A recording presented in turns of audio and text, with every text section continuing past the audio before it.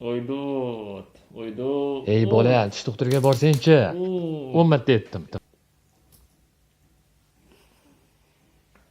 Assalomu alaykum azizlar, ahli musulmonlar. Albatta bu holat sizda ham bo'lgan, faqat bo'lmagan demang. Tish og'rig'i deyarli har bir insonda bo'ladi.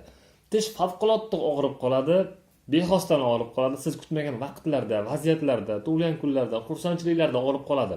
Ana o'shanday vaziyatda tish doktoriga borguncha birinchi yordam nima qilish kerak?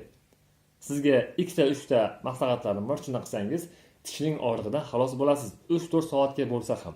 Birinchisi, qaynagan suvni biroz sovutib turib, ozgina iliq holatda qilib turib, unga 2 qoshiq tuz solasiz, namlikor qilib turib uni chayqaysiz. Chayqaganda ham shunday chayqangki, his qilingki, tishning hali bir teshigiga, kavayigacha borayotganini his qiling. Ana o'shanda tish yaxshi chayqaladi.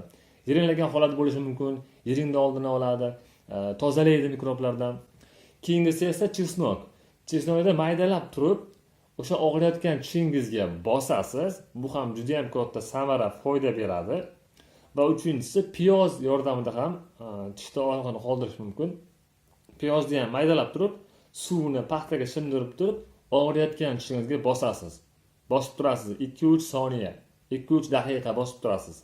Albatta tishda og'riqdan qutulasiz. Va to'rtinchisi, pereks vodorosli bo'lsa, ana o'shani olib turib, qaynagan suvga 2 qoshiqda solib turib, aralashtirib turib, og'zingizni chayqaysiz yaxshilab. Albatta bu yaxshi bo'ladi, lekin birinchi o'rinda azizlar, doktorning muolajasi bu eng birinchi yordamdir. Doktorning muolajasi bu juda yaxshi narsa. Doktorga boring, tishingizni tayyorga bilan davolab tashlang. Ana o'shanda siz qutulasiz bu tish og'rig'idan. Bu tish og'rig'i shunaqangi yomon narsaki, jonni o'tkazib yuboradi odamni.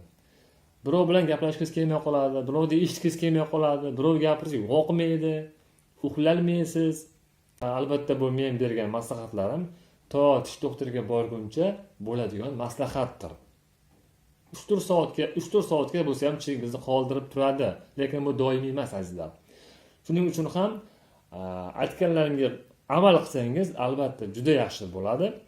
Hech kimning hech qayeri og'rimasin, hamma sog' salomat yursin. Alloh taolo sizni bizni asrasin, o'zingizni asrang.